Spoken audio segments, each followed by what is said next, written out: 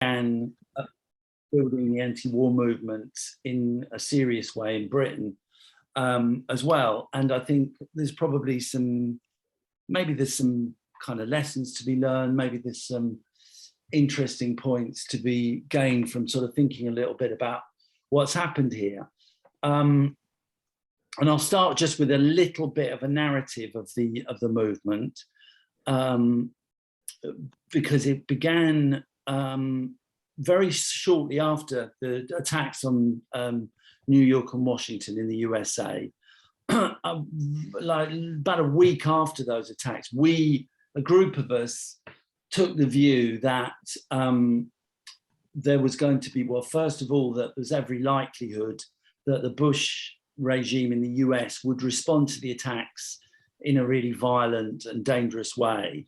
Secondly, we had a sense that there was probably going to be a lot of concern about that possibility, and that there would actually be quite a big audience for a movement against retaliation, a movement against Western intervention, a movement against Western attacks, and so on.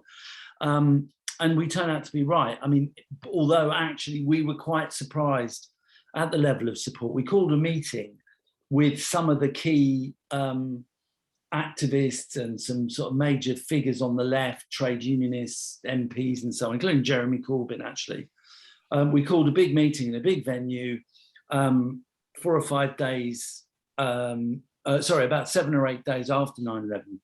And about 3,000 or 4,000 people turned up to the meeting, which kind of confirmed our view that there was a serious level of concern about what the Americans were going to do and what the British might do in their support. And from that meeting, we kind of launched a new movement, effectively, which we called the Stop the War Coalition. We had our first demonstration quite soon afterwards against the invasion of Afghanistan, which was actually one of the biggest anti-war demonstrations there'd been any time since Vietnam, if not the biggest. It was about 60 or 70,000 in Britain. So that was a success. And, you know, we then sort of considered how to take the movement forward. In the following year, we got the really sort of started to generate a major interest in the movement as the British government, in coordination with Bush, made it clear that they were serious about an attack on Iraq. And I just think that huge numbers of people in Britain thought that was completely crazy. They knew that there was no link between the 9/11 attacks and Iraq. They knew that Iraq was a major economy. They had a major military. They knew it was going to be catastrophic. And so by the time you get to the end of 2002, we were getting 200,000 or 300,000 people on our demonstrations against the war, which, you know, was quite interesting and very encouraging. And so we then, from that point, we started, alongside lots of people from the international movement, we started to make contact with people around the world about having a global day of action, which we did on February the 15th, 2003, about a month before the planned date for the invasion of Iraq. We had a big build up to the demonstration, and it ended up being absolutely enormous. It was the biggest demonstration in British history on any subject, but it was also the biggest demonstration on any subject in Spain, in Italy, probably Greece. There were absolutely enormous demonstrations all around the world. There was protests in 600 cities. As people, you probably know all this, but I mean, there was an estimated 30 to 40 million people protested on that day around the world, actually. So this is quite a serious matter. Just a couple of things about how we sort of pulled together this kind of coalition or this kind of movement. I think a couple of things were important. One is that we started with the assumption that the majority of people, or at least a huge minority of people, agreed with us, rather than from the position which I think sometimes people take in the anti-war movement, that we're some sort of embattled minority, you know, with no resonance beyond small elements of the pacifist or organizations or the left. We started from the assumption that most people, or many people, would agree with us. On that basis, we tried to pull together the broadest possible alliance, and we approached the trade unions, we approached all sorts of community groups, we approached churches, and crucially, we approached mosques. And I actually think the involvement of Muslim organizations and and individuals was completely vital to the scale of the movement, because not just because over the period, tens and hundreds of thousands of Muslim people in Britain marched with us, but also because as these were attacks on Muslim countries, Afghanistan and Iraq, the fact that so many Muslims were prepared to march kind of completely undercut any idea that the government, the military or the establishment tried to promote, that somehow these were wars to liberate people in the Middle East. So I think it was very, very important that we had that huge participation and alliance with the Muslim organizations in Britain. So that was very important, and you know, it was a major contributor to the size of the thing. I also think it was important that, you know, we had a very broad view of who should be involved in the movement in general. That, you know, we had pacifist organizations and like the people from the Campaign for Nuclear Disarmament and Quakers and so on and so forth on board. But we also had people who weren't pacifists, who were anti-imperialists, who, you know, were, if it's okay to make that distinction, it's probably a bit of a blunt distinction, but I think people know what I mean. So what we were doing was bringing together pacifists, people from the Labour Party, Muslims, Christians, anti-imperialists, in a broad tent around very simple demands, not too complicated, simple demands: no to war in Iraq, no to attacks on civil liberties, freedom for Palestine, and that was pretty much it. And so on that basis, as I say, we were able to mobilize huge demonstrations up until the invasion, up until and beyond, actually, the invasion of Iraq. Now, we didn't stop the war in Iraq. Obviously, we didn't even stop British participation in it. Having said that, I think since the events, it's become clear to us that the movement generated a real crisis in British society and came quite close to creating a situation where the British government and the British military had to pull out.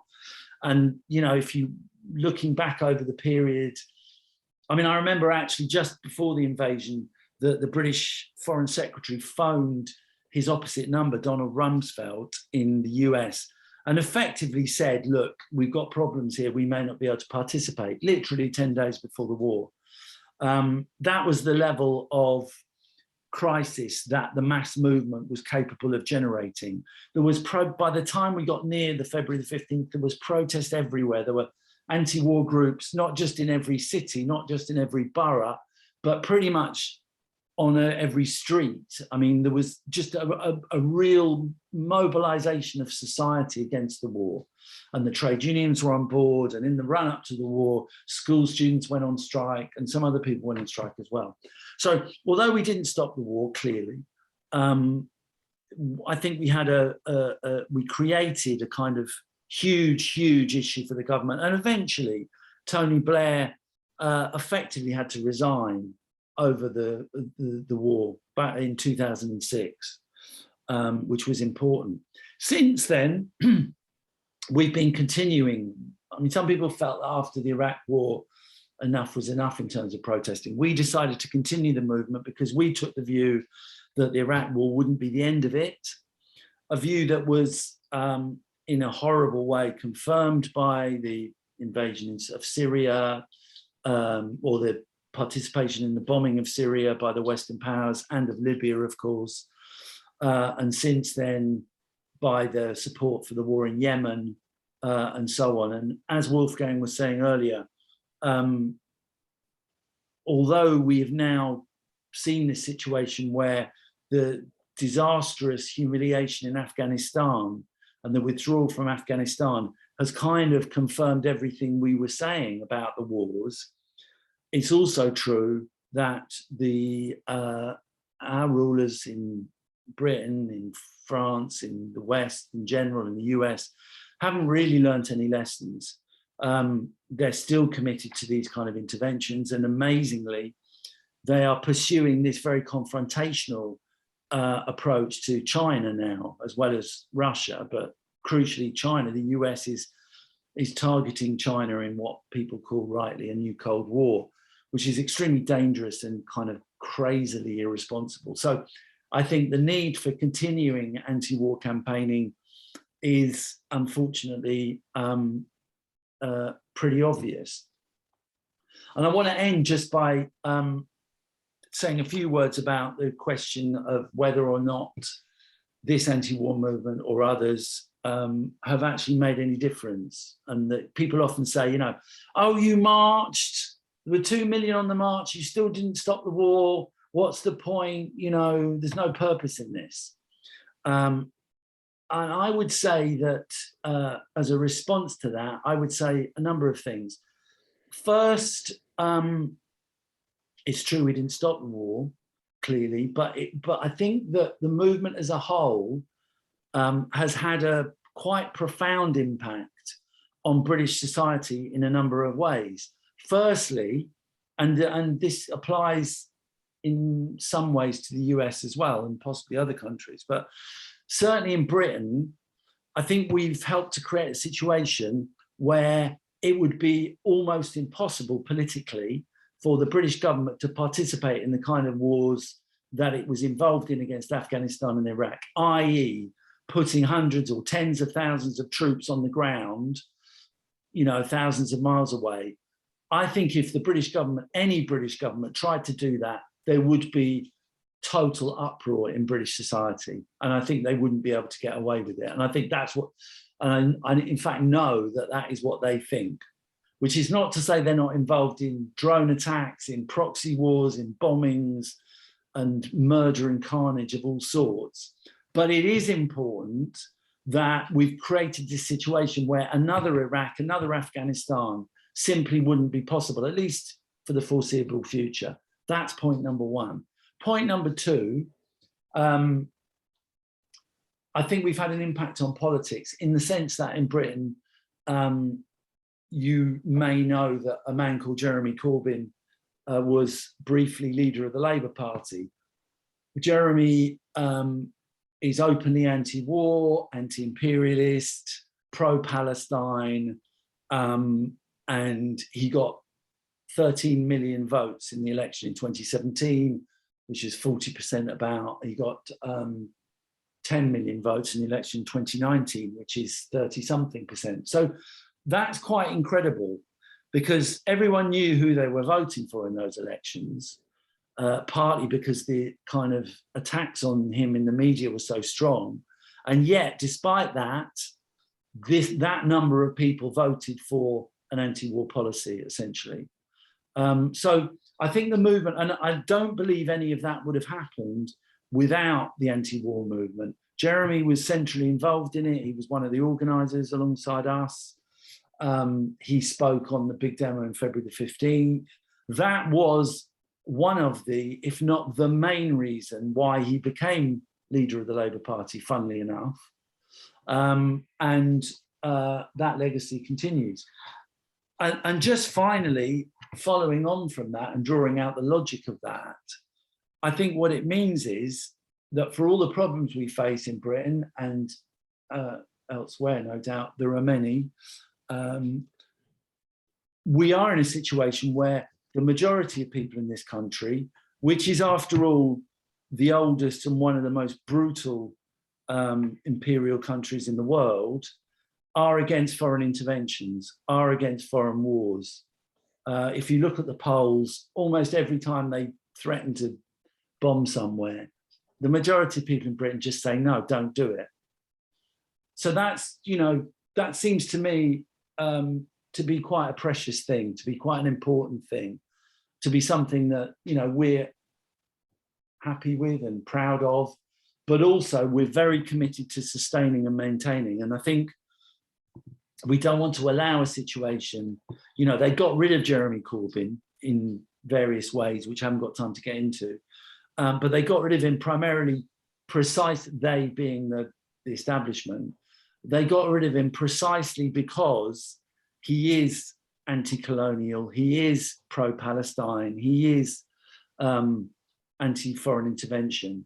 And so we want to make sure that even though they got rid of him, they're not going to get rid of this majority in society, which is so important. And that's why we're continuing to organise, continuing to campaign, continuing to try and have a presence in every town and city and university and, if possible, workplace up and down the country.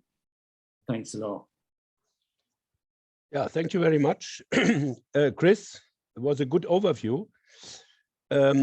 Please, if you have questions to Chris, raise them. Who want to have a question, just raise your hand and then he will answer. Yeah, for me, I followed when the Cameroon government said on the weekend we will bomb Syria. And then the parliament stopped it with a vote against this bombing of Syria. I don't know, 4 or 5 years ago, maybe, or 6 years. And I thought is a huge thing that the society and through the parliament have achieved. And I read this since hundreds of years. No parliament stopped a British government in such an intervention. So how was it possible?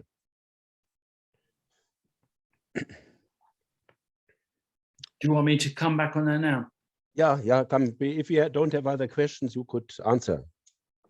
Well, I mean, I actually think the most important example that I know about of this happening is around the whole issue of Syria back in 2013, actually, when the British government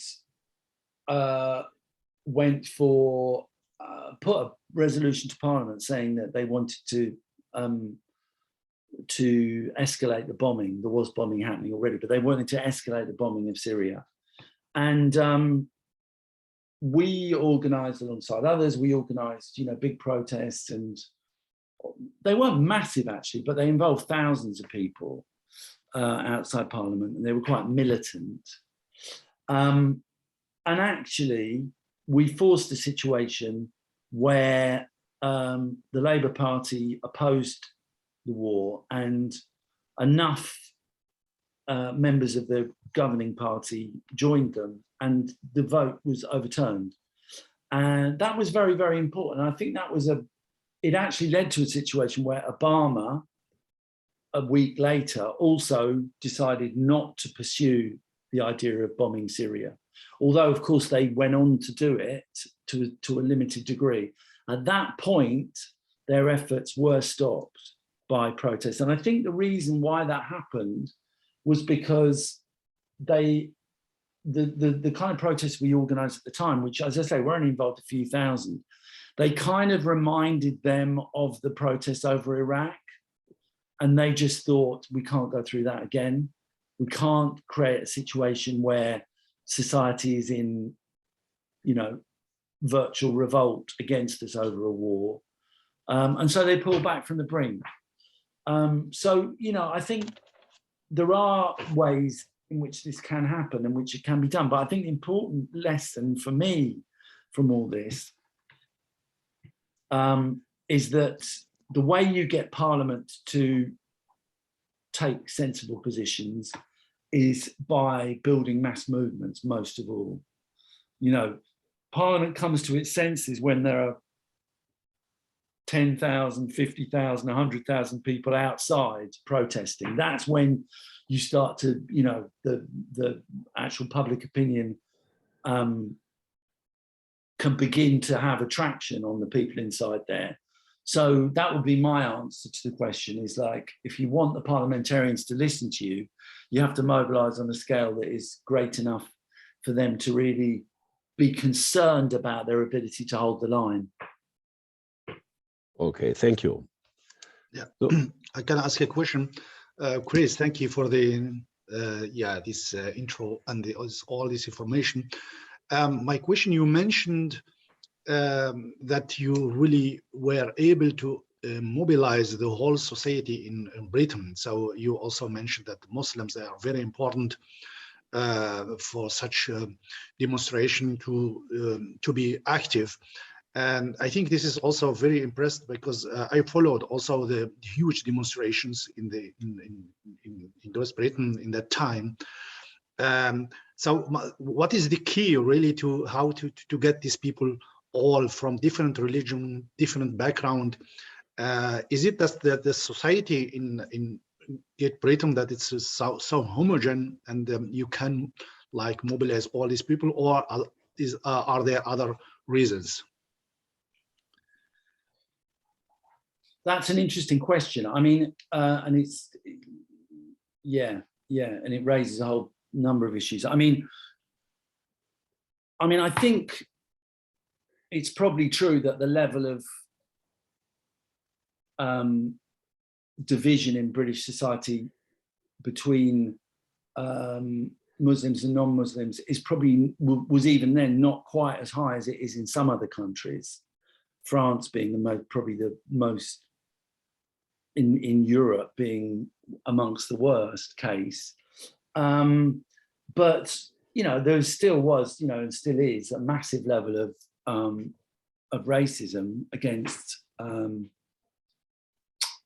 people of colour and from all parts of the world in Britain. So I think it is mainly the fact that the movement, we took a kind of absolute strategic decision that making contact with the Muslim communities and organizations and working with them was going to be vital for what we were doing. I mean, we were proactive. We went out and, you know, spoke to imams, tried to find the most, you know, the organizations that could provide a bridge to the wider communities and so on and so forth.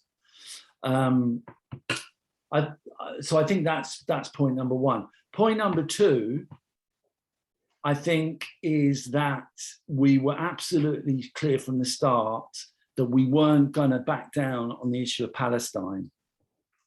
I mean, the 2 million demonstration on February the 15th it had two slogans: don't attack Iraq and freedom for Palestine. And I think, you know, the Palestinian issue, understandably, is, well, it's vital to lots of people, but it's particularly vital and important for Muslim communities around the world. And I think that was very that was important as well. And we had track record of, you know, being involved in the pro-Palestine movement before all this happened. So, you know, I think those maybe were important links as well. And finally, I think the other aspect of it, the other answer to your question, is that we took a clear position on Islamophobia. And we said from the start that we thought these wars were going to be associated with, you know, increased attacks on the Muslim communities in Britain. And from the start, we were saying no to Islamophobia. And I think that was important as well, because, you know, there are some parts of Europe where the left doesn't even use that word, as far as I can figure it out, you know. So I think for all those three reasons, you know, we were able to crack it. I mean, also, it's probably worth saying that I think the Muslim communities in Britain are amongst the most left-wing, political, well-organized, dynamic communities in the country. So, you know, they themselves were fantastic, and, you know, it wasn't hard, you know what I mean, in a sense. Once we started to make the connections, you know, it didn't feel like a big struggle because, you know, it was just obvious to them clearly that these wars were disastrous. So so yeah, I think that's some answer to your question anyway. So other questions? Regina, Benjamin, do you have a question?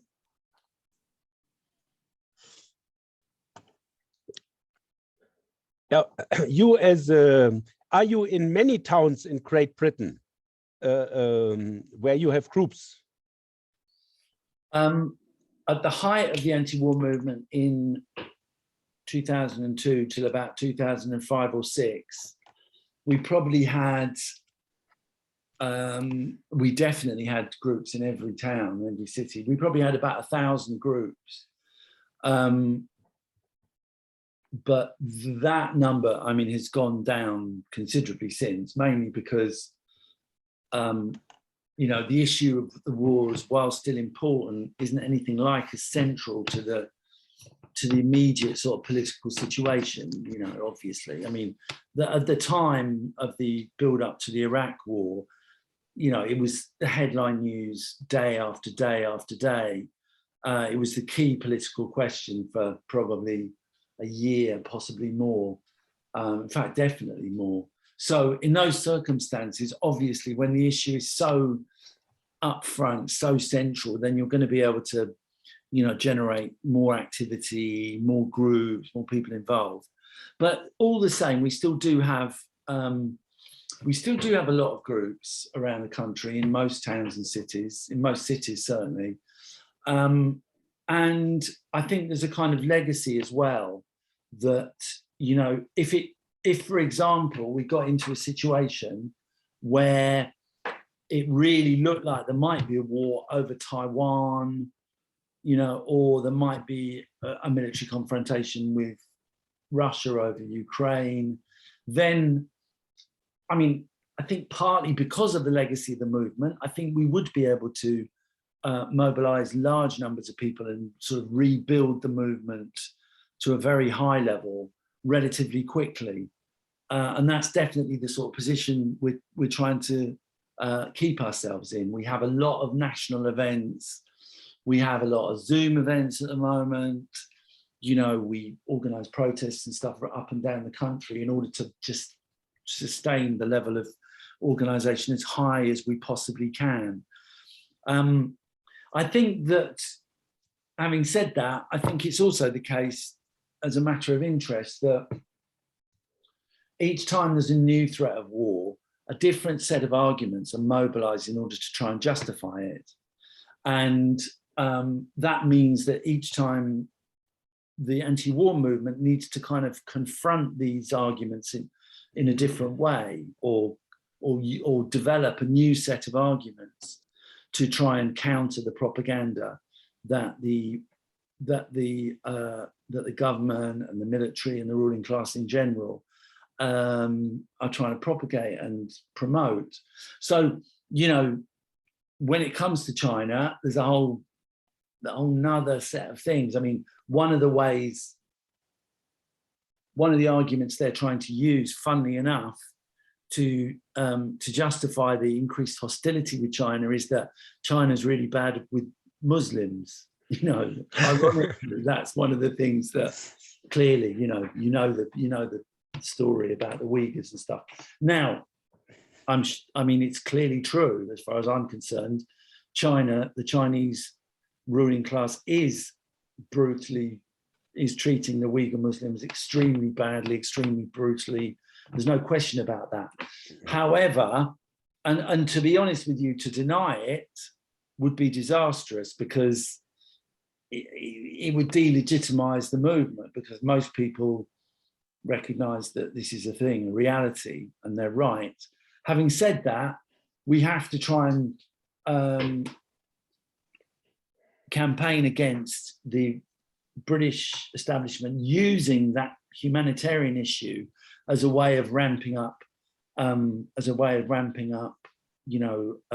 hostility to China. And one of the ways I think you have to do that is to say, are they really concerned about Muslim populations when they've spent the last 2 decades bombing Muslim countries? Are they really concerned about the well-being of Muslim people when they support Israel's ongoing repression against the Palestinians? Are they really concerned about the well-being of Muslims when they are so close to the Saudi regime, arm the Saudi regime, back the Saudi regime diplomatically and politically, when it is one of the most repressive regimes anywhere in the world? So I think you have to kind of find ways to undermine the kind of the propaganda and in new ways, really. The same in Russia. Putin is demonized as being, this completely off the spectrum authoritarian, who kind of is constantly, interfering in other people's elections and so on and so forth. Now, he is an authoritarian. He probably is interfering in other people's elections, but why is Britain singling, or anyone else, the US, other European countries, why are they singling him out for this kind of attack and this critique when, there's all these alliances being made with, some of the most brutal regimes anywhere around the world, which are never criticized, whether it is Israel or Egypt or Saudi Arabia, as I say, and so on and so forth. So, I think that we've got a job to do, which is not just an organizational one, it's a political one, in terms of taking apart and taking down the kind of ideas and arguments that are used to intervene militarily in foreign countries, which are nowadays, and this is partly a sign of their weakness, nowadays are almost always pitched in sort of humanitarian, we're bombing these people to help them. They're pitched in this sort of humanitarian language and humanitarian rhetoric, which needs to be constantly undermined and constantly sort of, well, that's one aspect of the rhetoric. There's the humanitarian side. There's still very much the kind of anti-terrorist side, which is that we have to intervene in such and such a country because they're bombing other people and they're terrorists and so on and so forth. An argument which completely ignores the actual fact that the single most important cause of terrorism has been the wars that Britain, US, and other European countries have waged in the Middle East, in North Africa, in some cases in Africa as well. That it's the Western interventions that have, the so-called war on terror has actually massively spread the level of terrorism and terrorist organization around the world. So, this idea that we have to continue to fight these wars is completely ludicrous, and again, it's another form of propaganda. It's a form of rhetorical justification for war, when in fact the wars are motivated much more by geopolitics. They're motivated by international competition. They're motivated by mainly, most importantly, the attempt by the Western powers to control oil supplies and gas supplies. These are the things that really drive these wars. The rest is just justification and rhetoric, because they know they couldn't just say, oh, we're going over there we're bombing the shit out of Iraq to get their oil fields. That would not go down particularly well. So they have to invent these other things, these other justifications, which we have to counter politically. Yeah, I have also a question, if you still have time, Chris, to stay with us. I mentioned the beginning, before we started the meeting, this huge movement in Algeria. So I told you that the struggle still exists. In Algeria there is no movement anymore, so they completely control, the police control all demonstrations. There is no demonstration since more than half year. but in the diaspora, in the Algerian, other, especially in Europe, France or England or Germany, they still active. So we notice that we don't have really experience how to deal with such such a movement against the regime. So in the beginning, really, we thought, okay, we manage ourselves because we see a million of people on Algerian streets. But in the end, when they stopped this, then we found out, okay, we are alone and we are very weak comparing to the regime. What all material has to really to stop this revolution.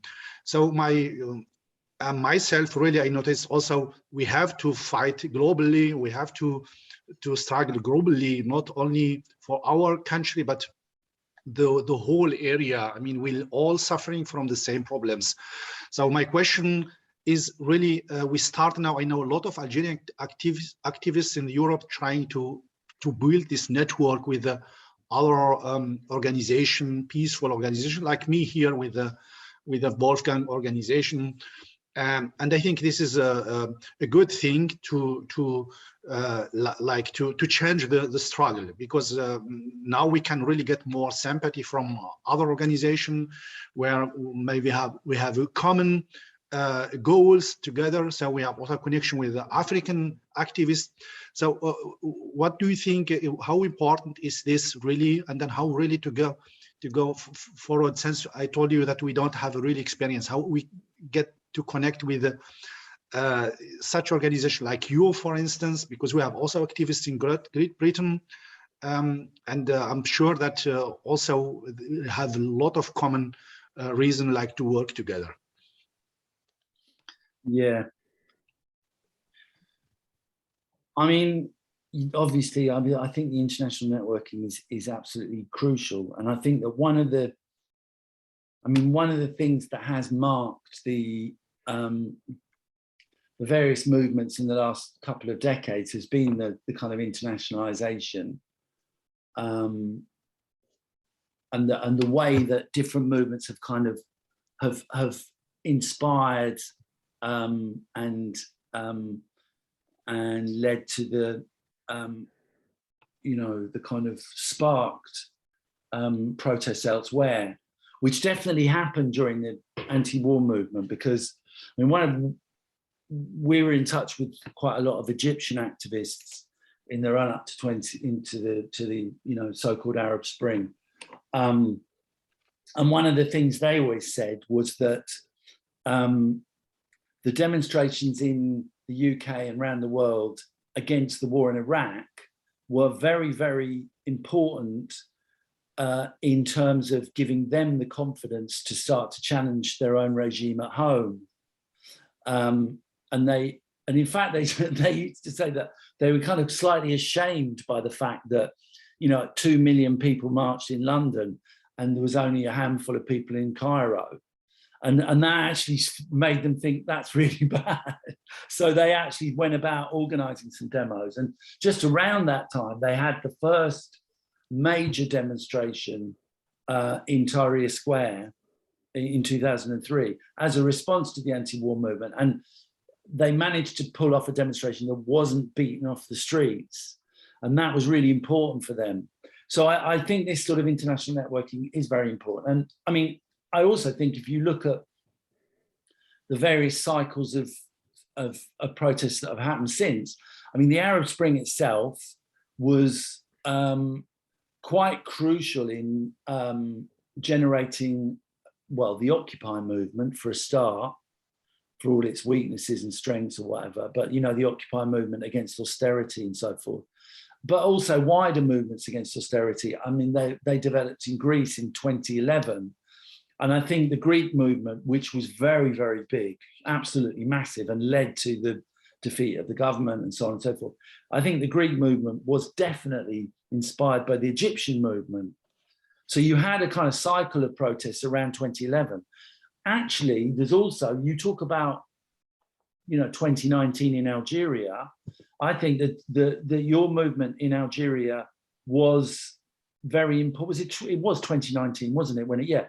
And Tunisia as well. that movement actually helped to kickstart another round of protests. Because I remember by the end of 2019, there was protesting. Obviously, the Sudanese revolution had begun. There was Tunisia, there was Algeria, there was Iraq, there was Lebanon, if you remember. Oh, right. And there was then another round of massive protests in Latin America, in Chile, Argentina, Bolivia.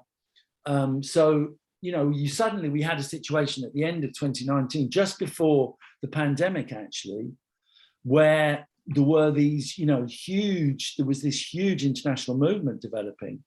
So, you know, I think that's important to hold on to as a fact that I think, you know, and I think in general, the situation is so volatile at the moment. The level of attacks on working people and the poor all around the world are so great, and the chaos generated by neoliberalism is so deep that I think it's almost impossible to believe there won't be more protests at that kind of level. Actually, I think the pandemic probably effectively snuffed a lot of things out, funnily enough, and probably made it much harder for people to protest and much easier for the government in Algeria to crush the protests. I mean, I don't know the detail, but I suspect that was a thing as well. So I just think we have to continue to organize, continue to network, and also have the confidence that, you know, these regimes, they're brutal, but they're very fragile as well in a way. Sorry, Benjamin, did you have your hand up? Benjamin, no. Benjamin, you want to say something? Okay. Yeah, you know, Benjamin? Hello. He's frozen. Okay. Now, when it comes to, my question is, now when it comes to Ghana, you see the poverty rate is really high, and there are high cost of death. This means the death rate is also high, and now people are killing people and putting them inside the fridge, and the unemployment rate is also high.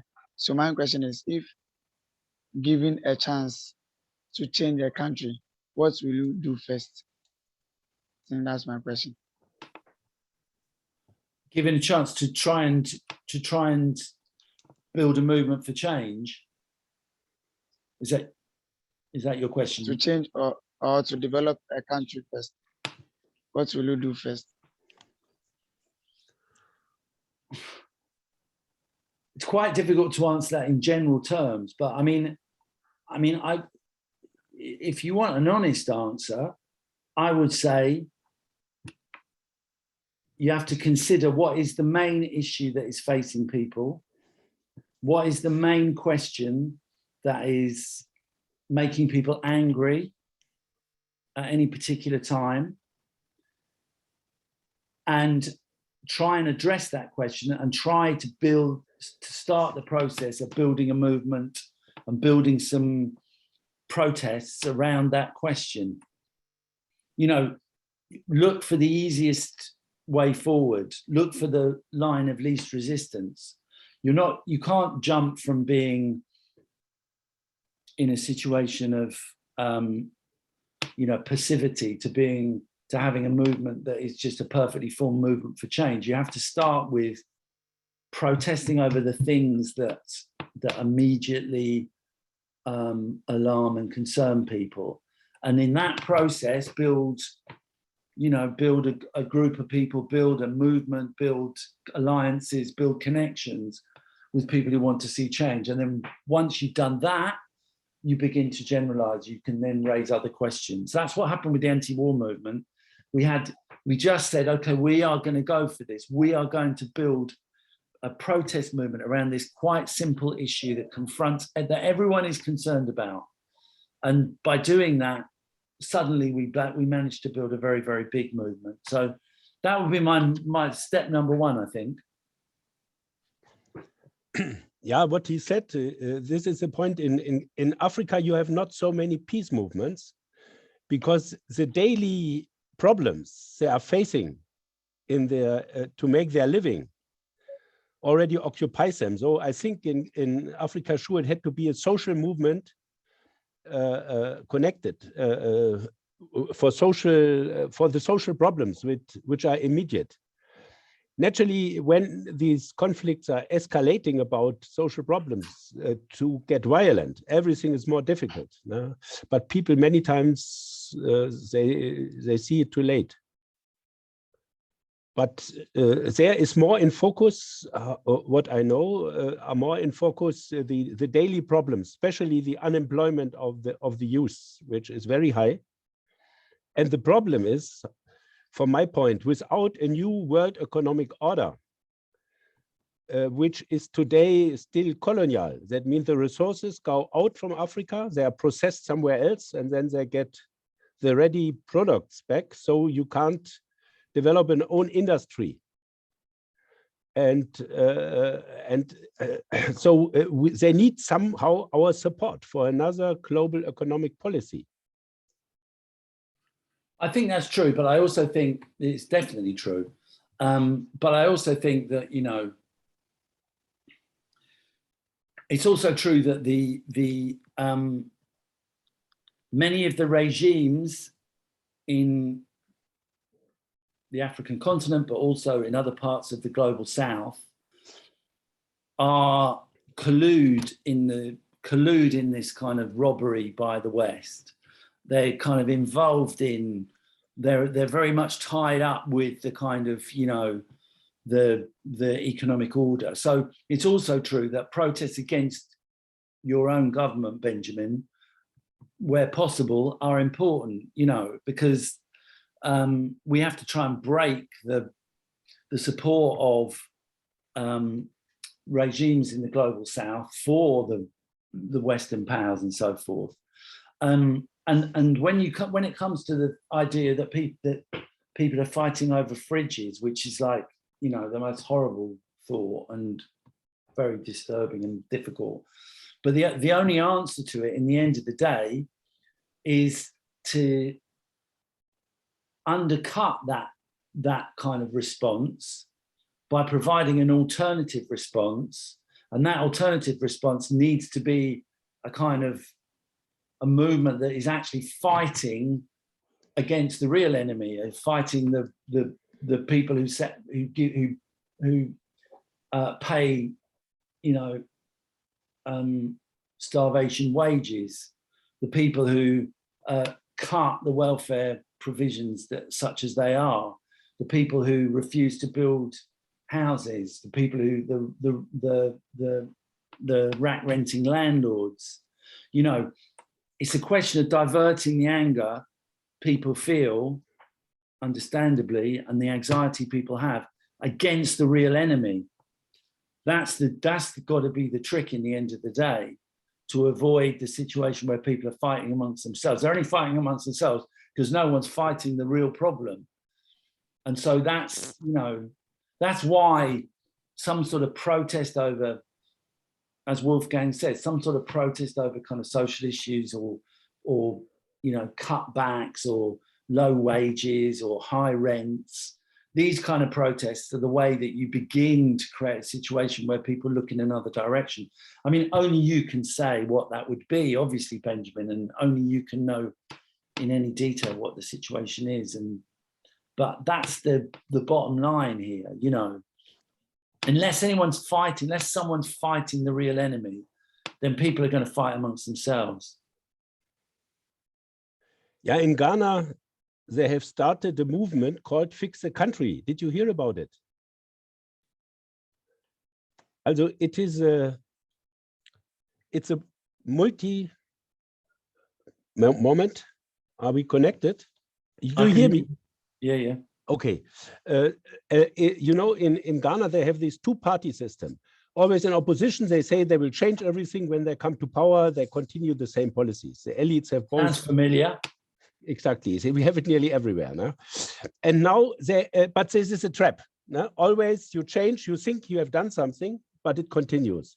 And now they have built a multi-party and not party politician movement supported by journalists, have called "Fix the Country," and they just say we don't want say who should do it. We just want they have to be fixed. We need living conditions that we can have good life here, and I think it's a very good movement. Even in the town of Benjamin, he told me today in his hometown in Sunyani, they have made a move. They have made protests now for Fix Sunyani. That means on local level that it starts. And I think we have taken this slogan and said we want now to make a campaign, fix our countries, fix our world. That means that we discuss together what are the main problems in our countries, how we can learn from each other to fix our countries and take the global problems like climate change and the armament which eats the resources we need for development alive. So that on this task, I don't know what you think about it. That means we want to create a peace in developing peace conditions, which are mainly also social. That people understand, no, we have a peaceful way and we don't need to go in the direction of war and allow them to destroy our chances.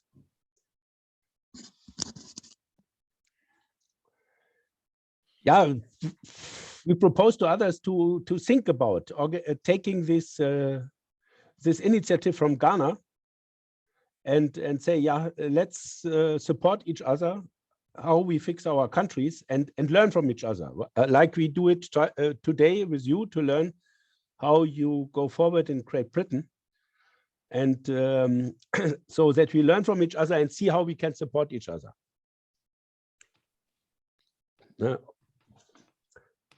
Okay, other comments or questions?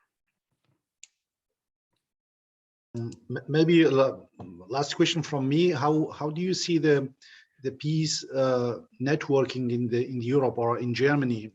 Is there really other challenges to be done, or do you think it's satisfied? We are enough that we can change or demonstrate against something to stop, or we have really to put more efforts? And then if you can give some advices, we are also in learning process. Thank you. I mean, you know, there are various networks. There's the No to NATO network that I guess some of you will be involved in, know about. There's various other peace networks. There's various networks around Palestine. We did an international event, a series of protests around Yemen, which also generated kind of international organization. And I think, you know, there's always plenty more work to do on those things. I think, again, the key thing is to sort of decide, you know, concretely what it is that you want to campaign about. And that's when, you know, when there's a kind of unifying campaign that people feel they can sign up to and they feel strongly about, and they feel that coordinated action is possible over, that's when people get involved in a big way in those kind of networks. The NATO conference is going to be in Spain next year, and No to NATO are organising protests in Madrid against the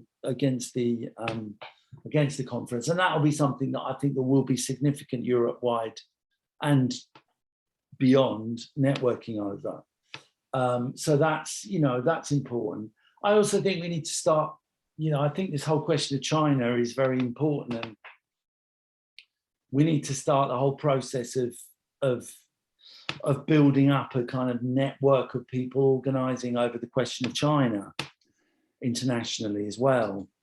But at the same time, you know, not to set up a sort of a kind of competitive list. You know, the No to NATO list is quite broad, and that's something that we'll use to coordinate over China with. I think we need to use all these initiatives to try and pull people together, to try and, you know, bring together the broadest possible alliance.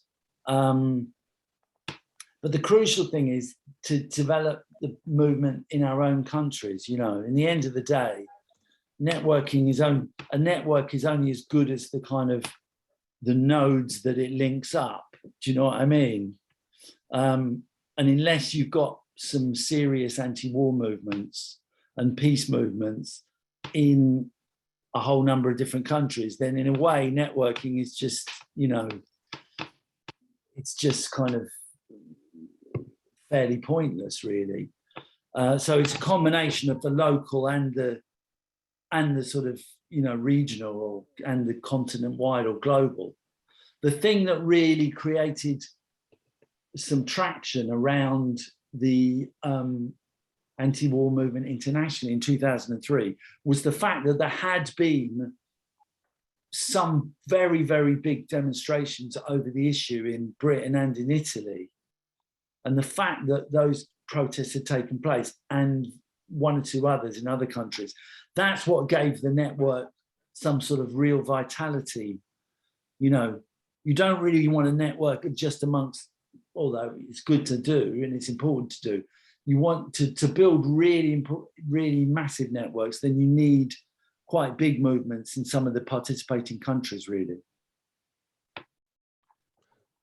Okay, yeah, the China is sure one point, Russia is another one, the Ukraine, that it doesn't escalate. Iran is still a possibility that it escalates. No? And that means we should, in developing the international movement, concentrate on these points. Definitely. But in the global south, is more the social questions which have to come in to be part of it. And this unemployment, every year we have 20 million more young people coming from schools and universities, and is desperate, their situation. So in Africa, in the global south, they should combine peace much more with the social questions. But even in Europe, naturally, you know, the 25% they push in the corner in our societies. These are also is a background for militarism, for xenophobia and all this. So this is also important here, even here, to raise the global questions. Definitely, yeah. I think the UN Charter, where they said that social living conditions in chapter 55 is a background for peaceful relations between people. They have learned how the World War and especially the extremists in Germany came up. Now, without the world crisis, they would have no chance. So this is important to bring this together. Definitely. And I think generally the UN Charter, you know, they are very good, but they don't educate the people about them. They don't take it as norms for their policies. They use it maybe only to criticize others, their enemies. But for their own policies, they do the opposite. Yeah, absolutely. They're so hypocritical, it's incredible. Yeah, it's like this. Yeah. Good. Yeah, then we thank you very much. Hopefully we can ask you another time for a meeting. And you know us now also that sometimes we can see what we bring forward Brilliant. together. Oh, well, thanks for inviting me. And it's great to meet you and Saleh and Benjamin. And kind of Manuela, although Regina was shortly inside from Kenya. Okay, yeah. Then this German from the east who could not speak. Really? Normally we have some others who are really regular taking part. I don't know, but we give them the link. We put it on our YouTube channel, and hopefully some more people will learn, because I think we got really a lot of good lessons from your speeches. Lovely to talk to you, and hopefully speak again soon. Okay. Okay. Thank you, Chris. No worries. Great to meet you. Good luck. Thank you very much. Bye-bye. Bye.